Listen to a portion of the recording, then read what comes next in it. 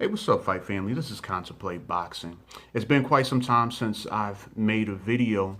I want to contemplate, of course, about Canelo Alvarez versus Billy Joe Saunders. Rather, the aftermath of the events of Canelo versus Billy Joe Saunders. I actually wanted to wait a little bit, wait a few days, let everybody get their reactions out, let, both fans and athletes and other, creators, other commenters, other analysts, really give their piece and really, think about how I thought about, the events that transpired in the fight and after the fight. Now, one of the things, the main thing that I actually want to talk about is the question of whether or not Billy Joe Saunders quit. Actually, I think there's two statements that are out there, two questions that are out there. Did Billy Joe Saunders quit? And did his team make the right decision in pulling him out of the fight? And these are two different questions, I think. These are two very different questions, and I think they both have different answers. If you ask me, did Billy Joe Saunders quit? I think the answer is yes. Billy Joe Saunders, what happened that night, I believe that was May 9th, May 8th, Saturday, May 8th. What I remember happening in that particular fight, of course, we know, it catches this uppercut, mean uppercut from Canelo Alvarez, and immediately, his body language changes. He's in retreat. He's pretty much in survival mode. He's pulling up his guard, and he's blocking punches. Canelo Alvarez has him. He hits him with that shot. He sees Billy Joe Saunders' body language, and he essentially does what Ray Leonard did in the first fight against Tommy Hearns after he hits him with that right hand. He starts, waving his hands in the crowd, winding up, basically saying, hey, I know I now have this one. And so, if I remember correctly, when that round is over, the eighth round, after the eighth round on my scorecard, I had the fight all even, 4 rounds to 4 for each fighter. Billy Joe Saunders, he goes back into the corner, and you can't hear a whole lot of what was being said, but I see Billy Joe Saunders, he's shaking his head. He's closing his eye and he's shaking his head. And in my mind, I'm like, Billy Joe is about to give. He's about to give in. And then sure enough, you see his corner wave the fight. The moment in that particular corner, not so much in the fight, but that moment in that particular corner, what I started thinking about was, and somebody can correct me if I'm wrong, if I'm recalling this particular fight incorrectly, Ricky Hatton versus Costa Tszyu. Both of them going back and forth. Close fight coming into the last round that they actually fought. Costa Tszyu gets back to the corner. And, he's taking some punishment. It's been a real rough and tumble affair. It's been a real rough fight. And his trainer is asking, hey, do you want to keep going? Do you want me to stop the fight? And if I'm remembering correctly, somebody correct me if I'm wrong, Costa Tszyu, he's not saying anything. He doesn't answer. He just sips water, and he's looking at his trainer. Trainer's asking him again. He sips water, and he looks at his trainer. And so the trainer, not getting that response, goes ahead, calls the fight.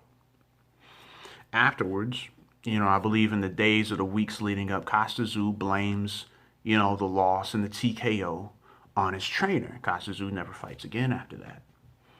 The ending to Canelo Saunders reminded me of the ending to Hatton versus Tszyu.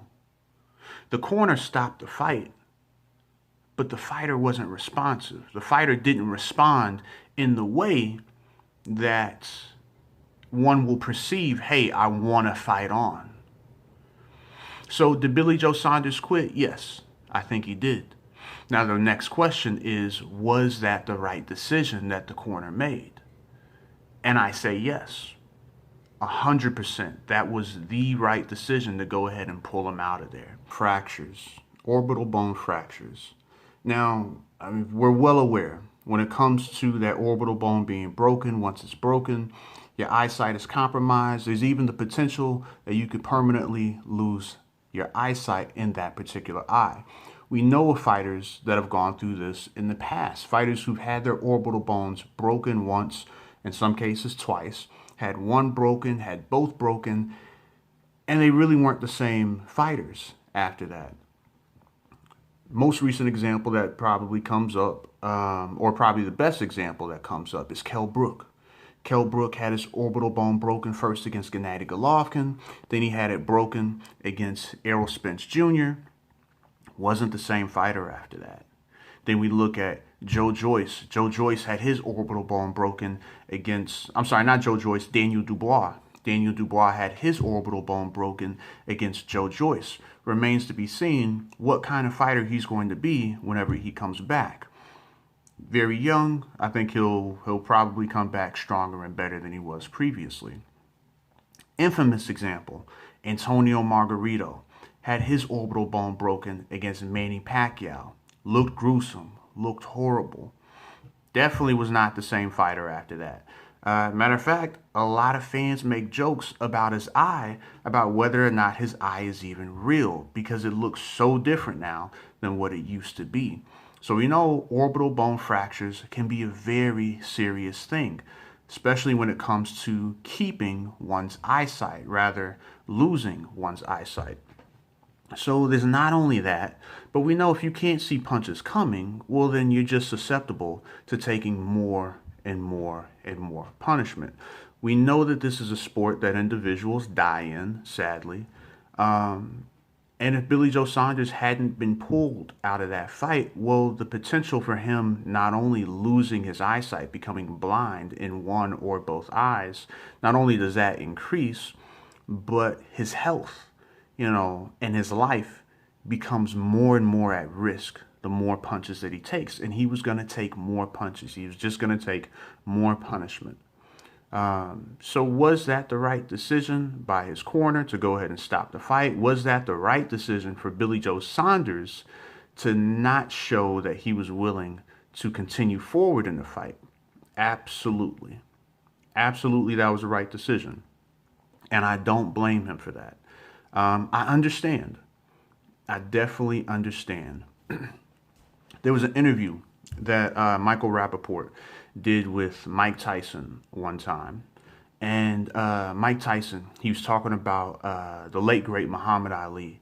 And he was talking about, the differences between he and Muhammad Ali. And Mike Tyson was saying how, he acted like he was like the baddest man on the planet, that he just didn't care, that he was just a really bad dude. But he said he wasn't going to die for that. He wasn't going to die in the ring. And then he pointed to Ali, and he showed that even with Ali, when Ali was going through his symptoms of Alzheimer's, even when he was fighting individuals like Trevor Berbick and fighting individuals like Larry Holmes, he still kept fighting. Even when he was taking medication, supposedly, that, was really severely handicapping him, he was still in there, fighting. And Mike Tyson, he even got emotional over it at one point. And he's like, that's not me. He's like, I can't put myself on Ali's level. I can't put my determination and my perseverance and my intestinal fortitude on the level of Ali, because I'm not going to die for this. But Ali would. Here's the reason, why I bring this up. You look at fighters like Ali, you look at some other fighters. Most recently, Ebony Bridges versus Shannon Courtney.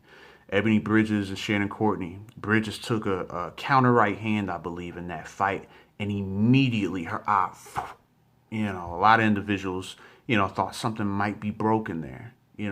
Somewhere around her orbital bone may be broken. Her eyesight extremely compromised, could no longer see out of that eye, and she continued taking punches. And the health of that eye became very questionable. And she fought the entire fight.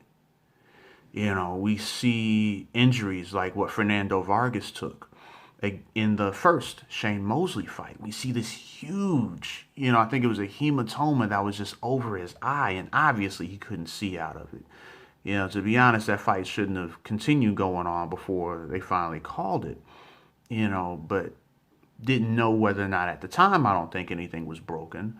But Fernando Vargas continued to kind of go. He shows this warrior spirit and this perseverance. As controversial as he is, Antonio Margarito, gets his face broken by Manny Pacquiao, but he's still moving forward, just taking these punches from Manny Pacquiao with his face already very much broken, and he's still trying to win the fight. He's pushing through that adversity. There are a number of examples in which we can look at individuals, taking punches, taking punishment, experiencing adversity. Kell Brook, another one, both against Gennady Golovkin and against Errol Spence Jr. Billy Joe Saunders didn't show that, And I understand not showing that. Because again, in Kell Brook's case, wasn't the same fighter after that. Antonio Margarito definitely wasn't the same man after that.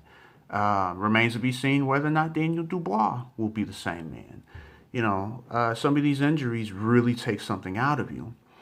And I don't think the criticism that Billy Joe Saunders is getting is solely because he chose not to continue or he didn't show his corner that he didn't want to continue.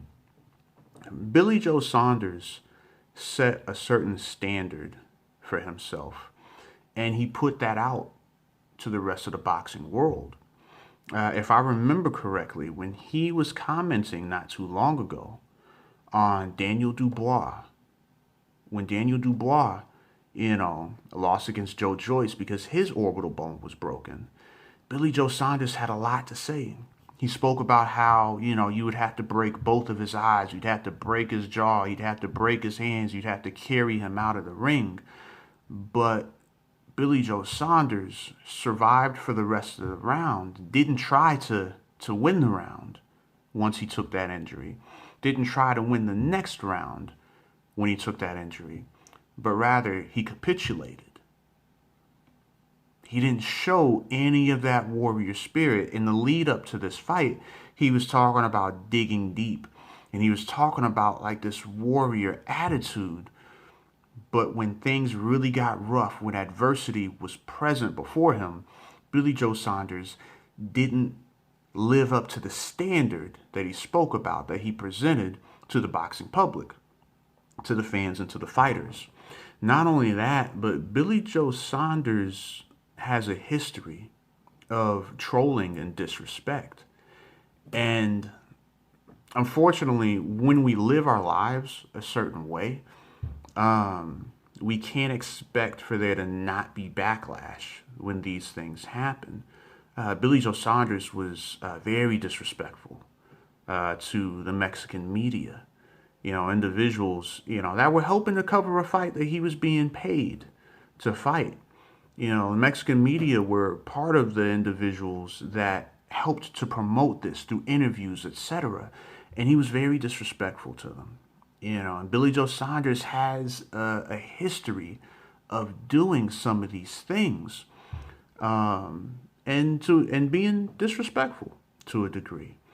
So what does anyone expect when something like this happens? When a humbling experience happens to an individual that hasn't shown themselves to be humble?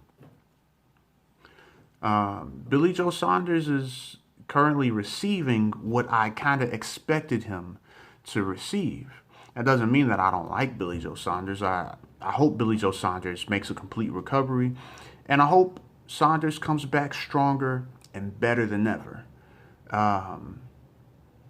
But, this was to be expected, with how Billy Joe, kind of conducted himself in the years leading up to this and in the moments leading up to this particular fight.